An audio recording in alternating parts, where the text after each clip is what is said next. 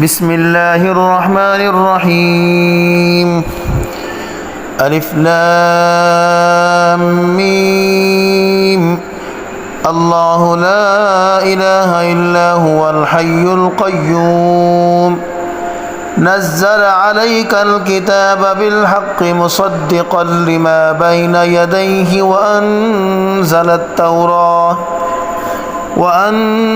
التوراة والإنجيل من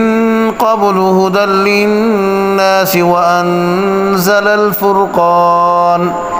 إن الذين كفروا بآيات الله لهم عذاب شديد والله عزيز ذو انتقام إن الله لا يخفى عليه شيء في الأرض ولا في السماء